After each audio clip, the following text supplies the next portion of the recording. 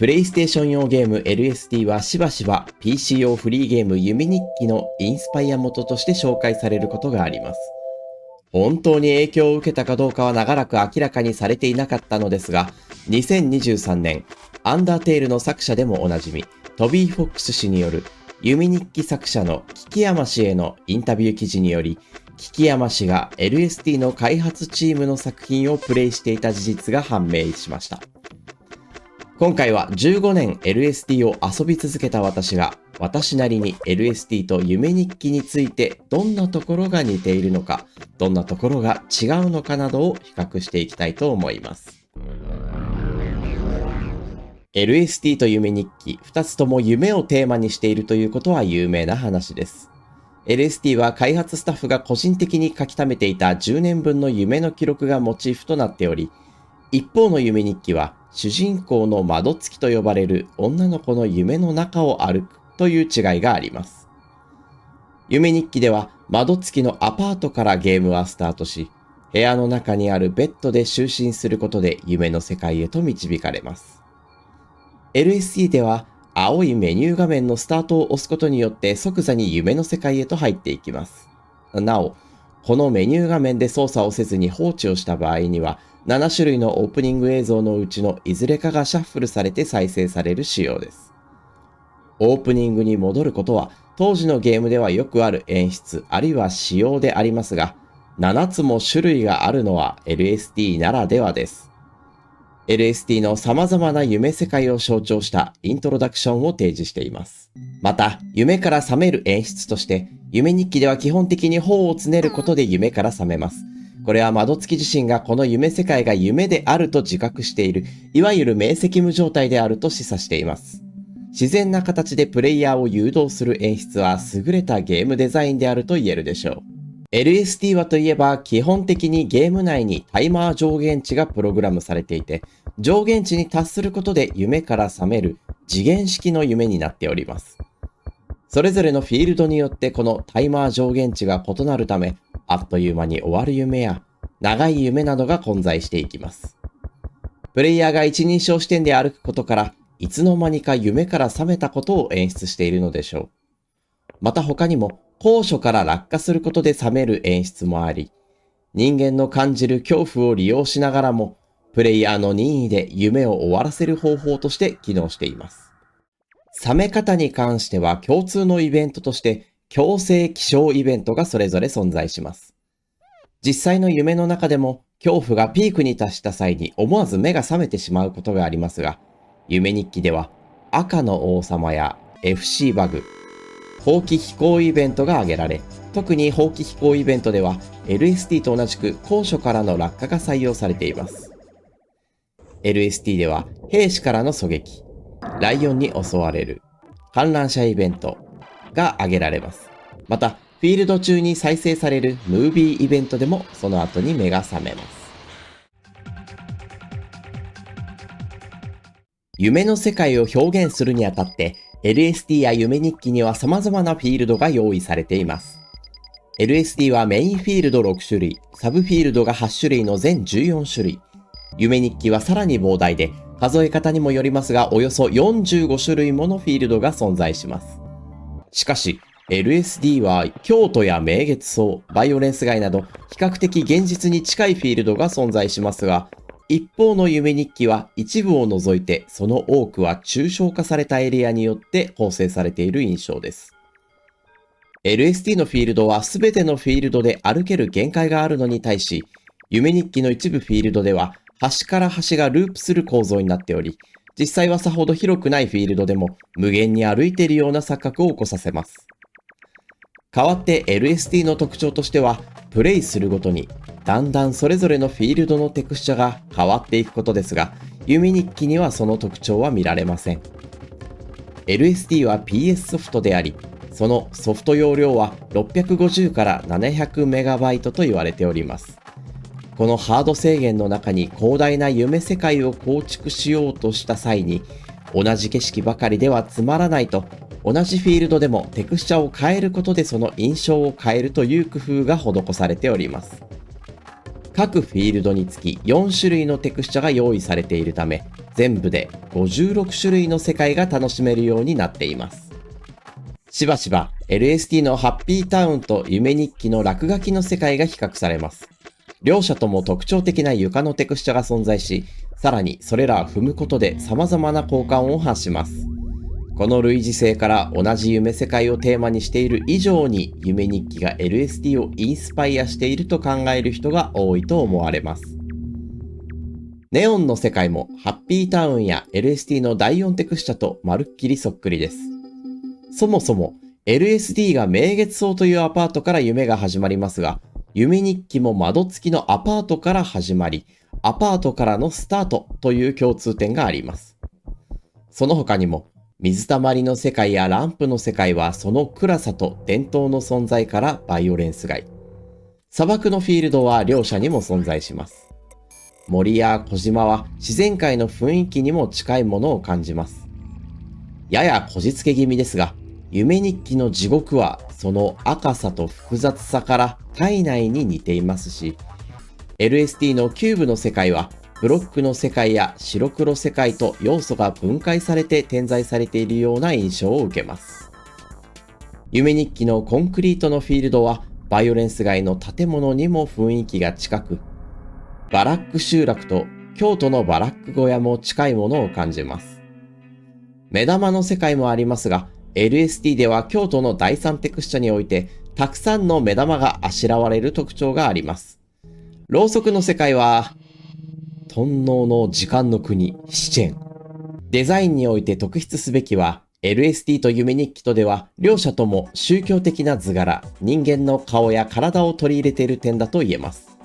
夢という不可思議なものに対して夢を見る当事者である人間の体や第三者からの視線を思わせる目をデザインとして取り入れるのはホラー的な不気味さも相まって効果的です。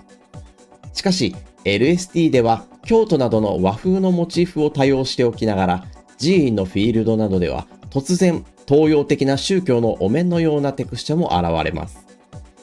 夢らしい高等無形さではありますが、これらはプロデューサーの佐藤治氏が開発の数年前からよく聴いていたワールドミュージックや氏が海外進出するためのキーワードになっていたエスニック・ミーツ・テクノの思想によるものであるとも考えられます。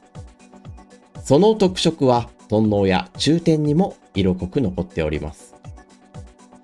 一方の夢日記では東洋的なイメージのみならずメソアメリカ文明の文化的引用も多々見られます。夢と宗教的なイメージは精神性や神秘性という共通項から親和性があり、スイスの心理学者ユングは1930年頃に自らの不安な精神状態の中で見た夢の記録を文章やイラストで書き記した赤の書という本を執筆しましたが、LSD や夢日記と酷似しているとは言えないまでも特徴的な色彩やチベットのマンダラを模したような図も見られます。特に日本人は多神教の概念が根強く浸透しており、夢日記の奇妙だけど可愛らしく、しかし不気味なキャラクターたちもこの宗教的価値観の延長から生まれたものだとも考察できます。こうした宗教イメージの混交によってプレイヤーは意味から解き放たれ、夢日記独自の世界へと没入していくのでしょう。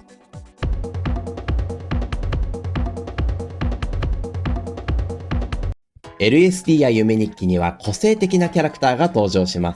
す。しかし、実際には極端に似通ったキャラはそれほど多くなく、より注意して見ることで登場するキャラクターたちにはある傾向があるように見られます。両者とも100近い数のキャラクターが存在し、その数が大きくかけ離れているわけではありません。夢日記ではそのキャラクターのほとんどに顔あるいは顔にあるパーツが描かれていたり、逆に顔のないキャラクターは人間の形をしている場合がほとんどであり、何らかの意図で象徴的に擬人化されている傾向があります。一方の LST でも人型のキャラクターは出現しますが、こちらも顔のない人間キャラが多く、さらに特徴的なのは動物や物がそれとして直接的にキャラクターとして登場することでしょう。そして2つのゲームにおいて共通して登場するのが死体と UFO です。両者とも普段日常生活では見かけることの少ない非現実性を有していますが、現実的か超常的かの違いがあります。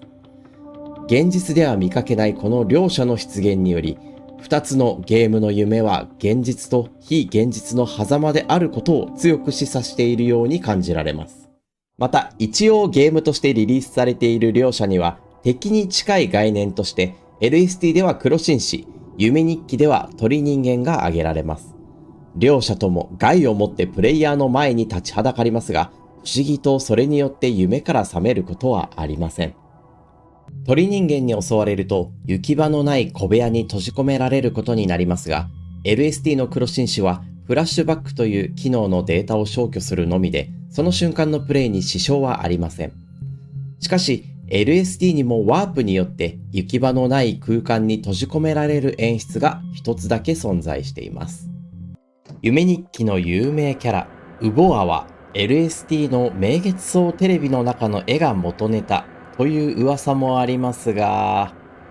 どうでしょうか。似ているといえば似ているかもしれませんが。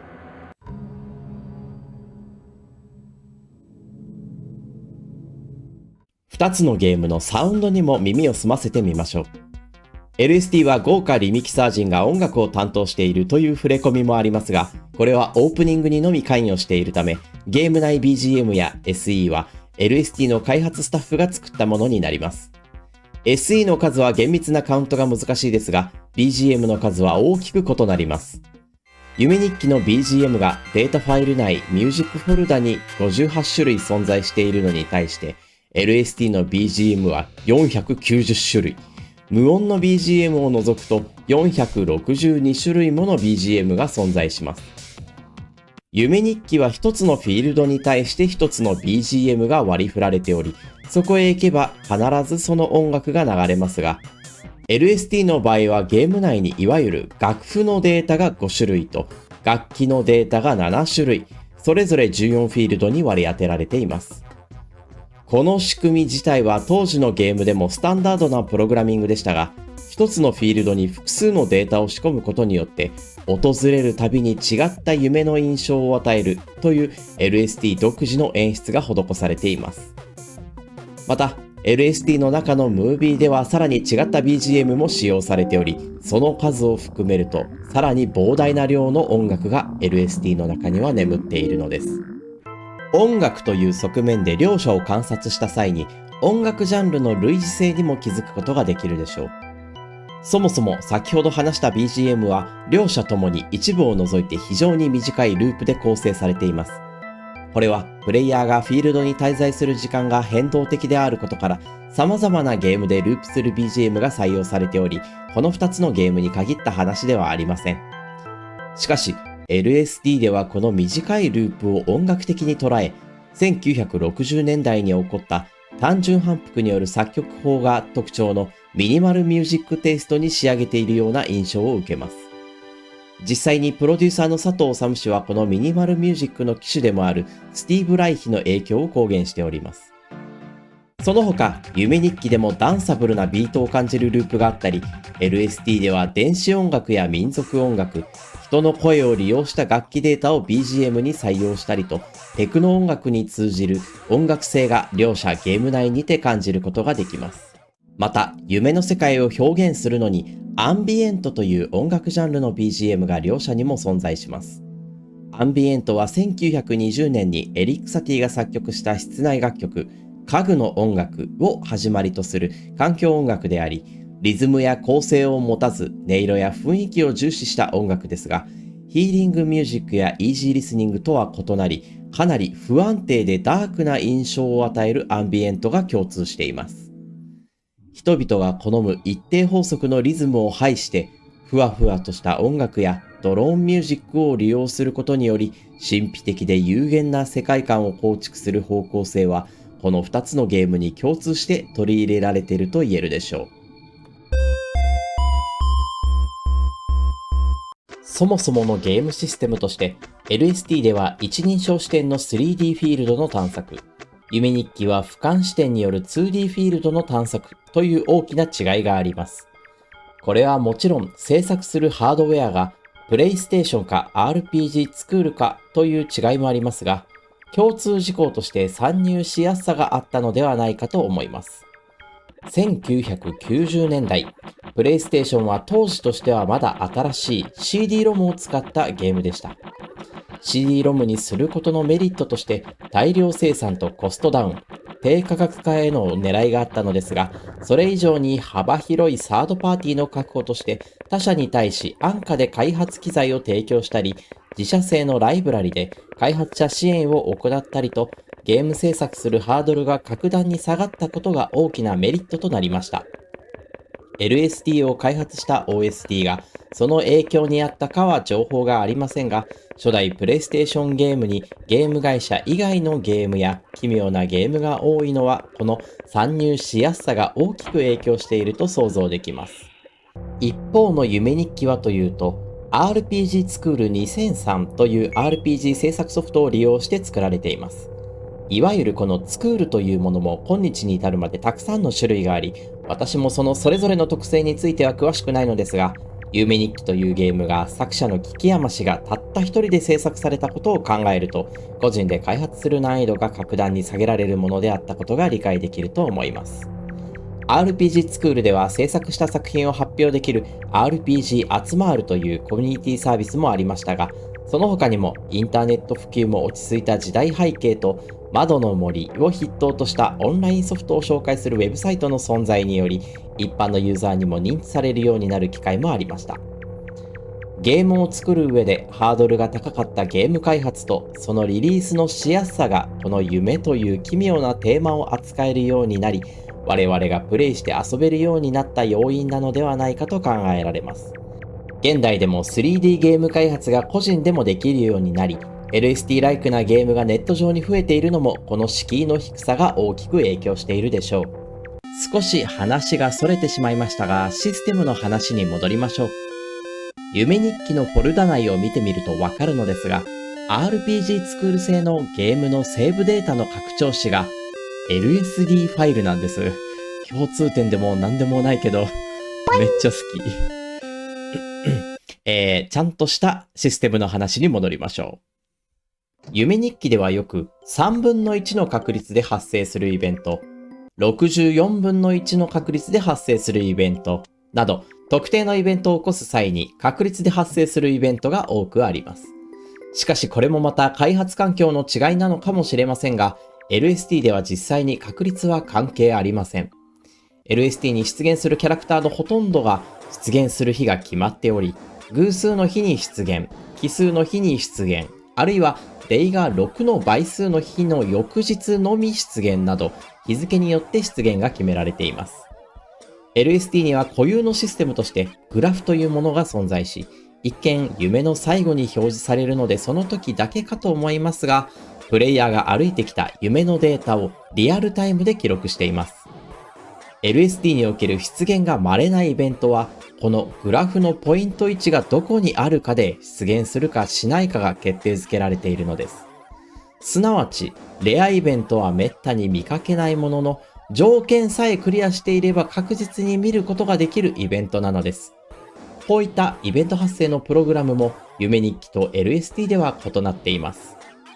先ほども紹介しましたが、夢日記にはなく LSD にしかない概念として Day というものも挙げられます。LSD は Day1 から始まり Day365 までをプレイすることができます。この数字は言わずもがな1年を表しており、この365日目が終わるタイミングで自動的にエンディングが発生します。夢日記にもエンディングは存在しますが、その前に今度は LSD にはなく夢日記にある概念としてエフェクトというものにも触れていきます。夢日記では特定のキャラクターやオブジェなどをチェックすることでエフェクトと呼ばれる窓付きのコスチュームを変更したり、キー入力で特定のイベントを実行できる要素があります。これらは LSD にはない、いわばゲーム性であり、少なくともこのエフェクトを探すという理由で夢の中を歩くことができるので、ただただ夢の中を歩くだけというストイックな内容の LSD から一転、ゲームシステムに対するユーザビリティの工夫とも言えます。もっとも LSD に関してはそんなゲーム性すらも排除するような気概が見えるので、わざと取り入れてないという見方ももちろんできますが。さて、夢日記ではこのエフェクトをすべて集めてある行動を行うことがエンディングのトリガーとなります。簡単に言ってしまえば、夢の始まりの扉の空間で一つずつエフェクトを捨てていくという行動です。このエフェクトが卵となって現れますが、ここではそれがなぜなのかは言及しません。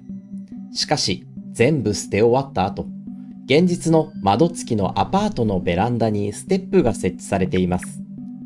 皆さんお察しだとは思いますが、このステップを使って飛び降りることで夢日記はエンディングを迎えます。ここに LSD と夢日記の大きな思想の違いがあると思います。LSD のエンディングに戻りましょう。LSD では365日終了後、自動的にエンディングムービーが流れます。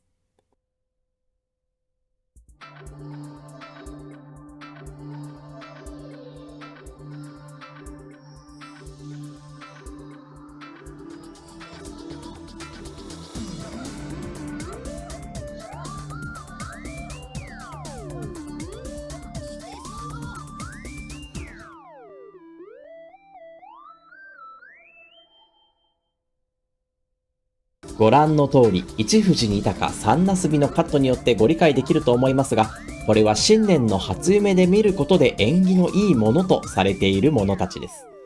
そしてエンディングが終わると再び Day1 に戻されています。つまり、LSD ではエンディングとは名ばかりで、このゲームがプレイヤーが遊び続けることで無限に続けることができることを意図しております。従来のゲームであれば、エンディングがあればスタッフロールが流れておしまいというお約束に対して徹底的に逆行してみせた作りです。目的もなく、会話もなく、アイテムもなく、ゲームオーバーもなく、エンディングもない。まさにこんなのゲームじゃない。従来のゲームに対するアンチテーゼであるゲームであるということが LSD の最大の特徴なのかもしれません。時としてアートは自己表現である以上に社会批判を帯びた作風に至ることがあります。それは私たちの生活を脅かす社会圧力などへの反抗がきっかけで生まれた不条理と呼ばれる思想によるものです。LSD を開発する上で佐藤氏は従来のゲームに対する不満も語っていました。私もそうですが、ゲームが上手ではない人にとって従来のゲーム作品はクリアすることが難しくストレスにつながっていたのです。そこで佐藤氏は壁にぶつかってもどこかに移動できる。敵から襲われてゲームオーバーもない。けれど手にして価値のあるアイテムもなければコミュニケーションもない。でもそれって夢の中の世界みたいじゃない？という考えから夢の不条理性と不条理アートとしてのゲームを掛け合わせた LSD を開発したのです。夢日記も同じく不条理をテーマにしていると考えて間違いないでしょう。すでに多くの方が考察されていますが、夢日記では窓月が現実世界で感じてきたであろう不条理が夢の中で奇妙なビジュアルを帯びて表出されています。そのため LSD よりもはるかに陰鬱でグロテスクな世界に見えるのです。同じ不条理がゲームの根幹にありながらも、そこへの道筋やアプローチが大きく異なっていることこそが、LSD と夢日記が似ているけど違うという独自性につながっているのではないかと考えます。そしてその結果が、終わるものと終わらないものとしてのエンディングの違いが現れているのではないでしょうか。これを東洋思想で語るなら、下脱と輪廻だと捉えられます。窓月は不条理な現実からの下脱のための夢。そして LSD は眠るたびに繰り返す輪廻のような夢。この輪廻転生は頓能でも語られていました。輪廻転生はサンスクリット語でサンサーラという言葉に由来するものであり、このサンサーラは動詞形にするとサンサラティという言葉になり、さまようこと、歩き回ることという意味を持ちます。まさしく、もう歩き回らなくてよい窓付きと、歩き回り続ける LSD にふさわしい捉え方だと私は考えております。LSD とは違い夢日記は特に考察が盛んなゲームであることは承知ですが、なるべくその部分には触れずに紹介させていただきました。特にこういったゲームは捉え方も自由ですので、この動画の内容が全て正しいというわけでもないと思います。いろんな意見があると思いますが、喧嘩にならない程度にコメントでディスカッションしていただくのも良いかと思います。もしこの動画がお気に召しましたら、チャンネル登録、高評価、ハイプなどもぜひお願いいたします。それではまたお会いしましょう。お大事に。